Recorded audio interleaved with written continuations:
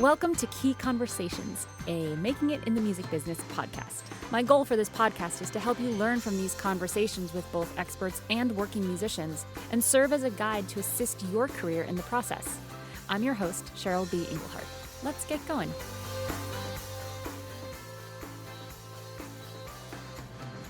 Hi. Hello. Hi. This is Eric Gowan. Eric, thanks for being here. You're welcome. Thank you for having me. He's here under duress. Accurate? I wouldn't say that. That's a lot. I exaggerate. I've got a clear head about me. I just walked half a mile or something really fast in the heat, so I'm good. Peak state. So Eric, yeah, there you go. Eric creates music, and we are here at South by Southwest because Eric did something that I think I would have done too. I offered on my Facebook group a free day pass to attend all of the South by stuff, and Eric was the first to respond, so he got it. He wasn't even planning on attending South by, but then got this day pass and then made the trip from Colorado. Well, I didn't know you were gonna lock me into it. I was like, "What are the details?" And you were like, "Your ticket's waiting for you." So that's pretty much how it went. So then I booked it. I booked the flight and the hotel and made it happen. And made it happen. That is the theme today. Here. So tell us about you. I said you're a music creator, but give everyone who's listening an idea of what that means. Well, I have been recording since 4 tracks and writing songs since high school. It's been over 20 years of songwriting and trying to figure out my voice as an artist, and been in bands, and currently I am, I followed the digital development of, producing at home in studio, and have been just trying to figure out how to be able to share that and get some traction through online networking and social media and email lists and all that. So all that stuff. Yeah. So right now you're producing and creating your own tracks. You're focusing a little bit on licensing. I know we've talked about that. You're not touring as an artist or a band currently, or no band at the moment. It would be fun, but just currently not doing that. So. Yeah. So you've got. I'm a big fan of focus. I mean, there's a million things you could be doing. So if you're like, all right, I'm going to figure out this, like writing and producing for commercials specifically, or there's not. I think that's and that's sort of where you are right now, right? Yeah. A little bit. Yeah. I found the crew over at Catch the Moon. Yep. Catch the Moon, Kathy Heller, and they've got a really focused sync course, and yep. And the money's exciting, but I have yet to get a placement. Right. But it's cool because I'm in a online community of peers that we're all very positive and moving forward towards being able to create something that's placement worthy. Sure. So cool. Top level production, all that stuff. As of yet, my tunes haven't really connected online when I just blast out or command, as you say, to my fan base, my Facebook friends, hey, listen to my new song. Hasn't been working, so I figured something needed to change, and found you because I was specifically looking for a music business coach. That's what I do sometimes. So just to clarify, the command, when we musicians do that a lot, hey, check out my thing, or do linguistically, it's technically a command, right? Check this out, or go listen to this. You might as well, what I like to say is, you might as well be listening to me say, come vacuum my house. And people tend to react similarly, ignore it, or it's a little bit of a turnoff, just the way you're wording it. So just even shifting that, when you have something that you want to share, phrasing it as a question, will you go listen to this? Would you share this? Or, would you be willing to? And also the W's in would are soft, would, versus can you do this? Like the hard C. That's So good, I actually learned that in a relationship training thing. Okay. Like when you're asking your spouse or significant other to do something for you, like, can you do this? It's like I got really into that. I love words. I'm a lyricist. Come on, we're all songwriters. We write lyrics for stuff. Like, that's interesting, right? Cool. Very good. Yeah. So side note. So anyway, so that's what Eric meant when he said shifting the idea of the command. So in the world of songwriting and licensing, let's talk about this. Let's elevate what you're. So you're in this course. I'll put a link to the course because I'm a fan of Kathy. I'm signed to Catch the Moon Music. Just full disclosure. In the keyofsuccess.com/podcast will be all the links that anything that we talk about and how you can find Eric and everything if you so inclined. If he lets me post his website. Yeah. My music is at ericgowan.com, ERICGOWAN.com. Awesome. So let's talk about placement. So in the course, you're talking specifically. It's more about commercials and a little bit of TV, right?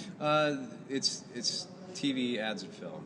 Ads, and film. Cool. So there's a bunch of people in the class, and a lot of people are writing for specifically a TV show that they saw on Netflix, and I think that's kind of the easier road to go out of all three. They're all hard, but you can at least watch a show and find out who the music supervisor is. Absolutely. And you can a lot of it is about research and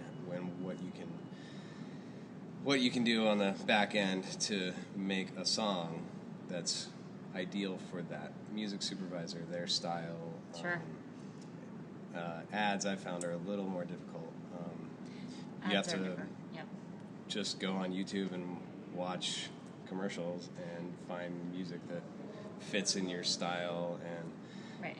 But the thing about ads is that they've already done that ad. And with TV shows, there's ongoing need for music in a style and a feel. But once you see that Toyota ad, they're not going to do that ad again. So they can change up their style. They can change up. Toyota can hire a different agency. They can hire so the person that created the music for that or curated it or the producer on board might not be the same person for the next ad. Unlike TV shows, which usually have a music supervisor for the season, and so that also makes it a little tricky because you're, connecting to people. The advertising industry, in my experience, is a little bit of an old man's club. Like, they go with who they trust. They go with companies, even though they could save a ton of overhead costs going direct to us musicians. Yeah. Ad agencies haven't quite figured that out yet, but I'm actually working on that, trying to increase the education. So I'd love to break into ads. Yeah. So I've kind of been taking my sort of indie punk, Beastie Boys, hip hoppy alternative style to the mainstream, and trying to just focus on universal lyrics that can apply to everybody, and great. Production gimmicks and stuff that are current. Where do you go to up your production? Because I know that's something that you keep trying to improve on, and I know most people that are doing their own demos and their own producing are always trying to get better. What's your go-to resource? Diplo. He's a producer, Major Lazer. Yeah. I listen to him because I relate to him musically, and I guess just his vibe is just kind of super fun, and I read in an interview one time that he's like, if artists come to me to sound like the future, so that kind of resonated with me. Just always be looking around the bend, and if something you're doing you've never heard before, if it's hot, maybe that works. So you're listening to, and then you're tweaking your own mixes and sort of A-Bing things. Yeah, I need to get better and better at that. I think referencing is a weak point for me. Being able to pull another track and be let's see, I don't want to sound necessarily just like this one, but I want to have the same kind of energy, or sonically I want my drums to be about the same level in relation to the Sure. Yeah, rest of it. I think I got my production chops better when I got hired by College Humor to do some sound-alikes. They changed the lyrics and they did these music video parodies.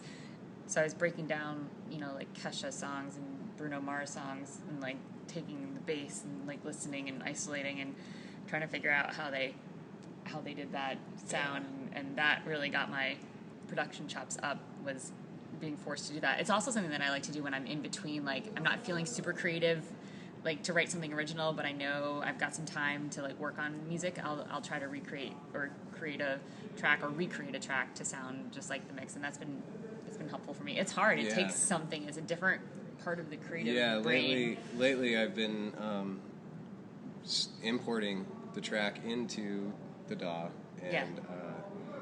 and verse, chorus, set my markers, put it on loop, and try to like recreate what they're doing with the hi-hat, with the drums, with the synth, soundscape, and I won't just recreate the song. I won't copy their melody, but I'll write something similar and be like, okay, they do, a quick intro verse, and then they have like a little break, then they drop the chorus, then after that they do an instrumental tag, and cool. Break down the formula like that. Yeah, that's awesome. Yeah. So, what's it going to take to get a placement, you think? Or what's missing that hasn't been one yet? For me, I haven't been comfortable with my music enough to pitch. I don't think. Oh, yeah. You don't get placements unless we pitch the music. Yep. Right. So, I don't want to waste a music supervisor's time. Therefore, I don't want to like get on their radar as somebody who sends them lower quality stuff. I just want to make sure that my production, my mixes, and the whole package is there. I think my songwriting's pretty close. Great. I've been doing co-writes, and just co-writing is great because you get this new perspective on like where you are stylistically, sure, where you are, just who's out there, what's going on, and. So what's the fine line between knowing that your stuff is of the quality to send and just being a perfectionist, which is a form of procrastination? There's a fine line, right? Yeah. You know what I'm saying? Yeah, I do. And let's see, if I can give a shout out to Graham Cochran from the Recording Revolution. Also, he's taught me that like you can do a lot with a little, and like sometimes you just crank it out and release it. Yeah. Why not? And just call it done. And I know, there is a fine line there. Yeah. And you want it to be good, and you don't want to be putting off whatever's terrifying of rejection or whatever, so that you're like, I'm just going to keep making it perfect. But yes, you do want to have that quality control. Like, okay, this is, and I appreciate, and I'm sure the music supervisors out there appreciate that you're not just sending stuff just because you think it's right. Like, because there is that side of the coin, which is also not ideal. So, that's... and when I found Graham, I was trying to learn Pro Tools, and he was releasing EPs, and I was just like, I'm just gonna release this stuff, and so I made 3 EPs in a year, and I knew the songs weren't top notch, but they were fun. I enjoyed them. Great. I figured other people might, and I wanted to move on to the next thing. And so, when he recommends that you release, and that way you can get better and just like do another one. And the practice is what makes you perfect. So. Yeah. And when you get those fans, they're going to want to hear I'm always tempted to take my first record out of the universe because I'm like, oh my God. But there are people that are like, I want to hear the roots. I want to hear how you were first thinking. Like, so that's what you have on the website at ericgowan.com. I've got my 3 EPs there. I don't have my first record. That was 2001. Cakewalk. Yes, I used to have Cakewalk. Oh my God. I think I still get their emails. Yeah, that was just a bunch of overloaded. Like, I was recording using my 4-track as the mixer into the computer, like no interface. Amazing. That's awesome. Yeah, it was fun because I was experimental, and I put out 22 songs and was just like, hey, I was really, really proud of it. Great. I think that's the way to go. Is a little bit of just throwing your hat over the fence and just saying like, let's go do this, and knowing that there's a level of quality control that you are implementing somehow. And you're in this course, and you're getting feedback, so it's a perfect place to sort of hold off and like fine tune. And yeah, and I think that was what I really needed was the feedback. Yeah. I didn't know where I stood, Sure. and I was pretty clear about that as I like joined the group. You introduce yourself to everybody, and I'm just like I don't know how I stand, like what people think of my tunes, because when I was blasting on Facebook, hey, this is what I want, or hey guys, listen to my new track. Yeah. It wasn't resonating with anybody because they weren't listening to it, and maybe it was just the way I presented it. Yeah. Combination of stuff. So I wasn't getting any feedback. And yeah. Cool. Or you weren't asking for feedback. I wasn't. You're just like, hey, listen to it. Yep. I didn't want to hear what people thought of it. Go like, yeah. Oh, I know the hi-hats are yeah. way too loud, and there's no kick and snare. Yeah. It might be useful for you to. There are tons of composer and producer groups on Facebook, and a lot of them, the composers ones that I'm in are, they have daily like post a track, and you can post a track if you give feedback on someone else's track, sort of thing, which is a kind of a cool model. So that might be worth looking into beyond the course to get actual like real feedback in a space that is designed for that, so it's not a weird like. Right. And you're giving it too, So I would just do it. Maybe see if that might be something. Yeah, I think that helps a lot. Like in the Access course, Kathy Heller's thing that I'm a part of. There's a lot of engineers, pro producers in the class, and cool. I mean the feedback they give you is like, it sounds like 26 hertz is like a little too. It's super specific. Wow. I was like, how do you even hear that? Or like, I don't know what kind of tools they use, but yeah, that's cool. Yeah, so it's cool like that, because also like if I were to say, hey guys, what do you think of the song to just my Facebook friends, then I'm not going to get any, like, everybody's just going to play the friend and be like, oh, that sounds good, I like it. Yeah, and they're not listening with that producer ear, Totally. Which is why I suggested maybe other groups that have the ear for production that can give you what you're actually looking for, which is like honest feedback that's not terrifying from a fan, but like helpful. So like, for real. On that note, I've also been utilizing my kids, my baby, my newborn. Okay. If I play something for her, she'll a lot of the time she actually smiles and like likes it and laughs. That's amazing. And then I also have a 13-year-old stepson who, let's see, the other night I played him my new song. It was just my scratch idea demo, and he said, this is the most horrible song I've ever heard. And I was like, okay, so I know it's resonating with you somehow. That's amazing. Because it's playing with you emotionally, and you had to say that, and he's very into like poppy stuff too, so it was like, I was like auto-tuned vocals just playing, That's amazing. But he, so like I also have him because he's into that pop, he's into the pop stuff, and I feel like, the kids kind of dictate where the future of music will be, and if you can write and if I can write something that resonates with him and he doesn't know it's me, then I don't know. So there you go. Love it. From the mouth of my some tactics. babes. Yeah. Great. I love it. I haven't heard played for my kids, and I think a 13-year-old is probably a pretty good audience, especially if you're ready for that.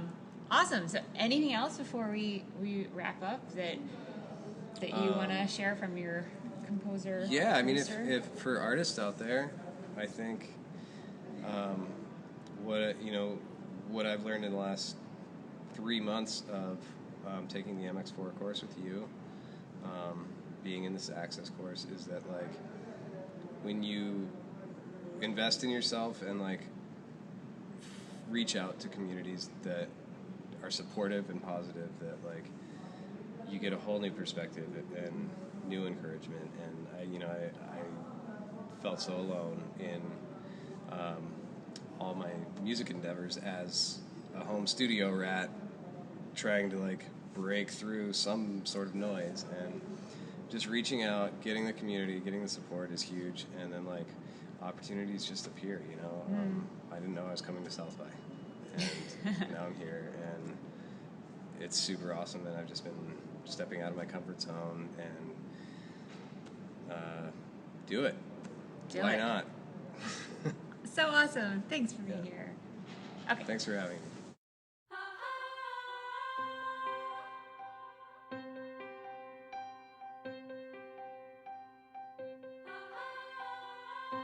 Please don't forget to rate, like, and subscribe on iTunes, Stitcher Radio, and YouTube if you like this podcast. Musicians like you keep me inspired and motivated, and for doing that, I'm offering you a free 6-page guide to pitching.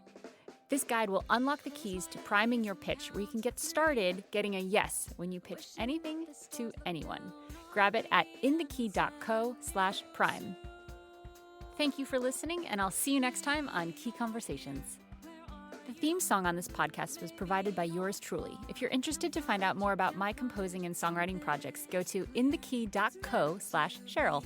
If you're a musician looking to get some real results for your music career, then head to inthekey.co/results, where I've created a bunch of different kinds of resources just for you. Key Conversations is sponsored in part by Bandzoogle. They make it easy to build a beautiful website for your music. Their step-by-step system gets you online in minutes, and you can choose from hundreds of mobile-friendly themes and customize them with their point-and-click editor. All of the features you can imagine for a possible website are built in. So, because you're a Key Conversations podcast listener, you get a special month free trial plus 15% off if you do decide to sign up, just for you.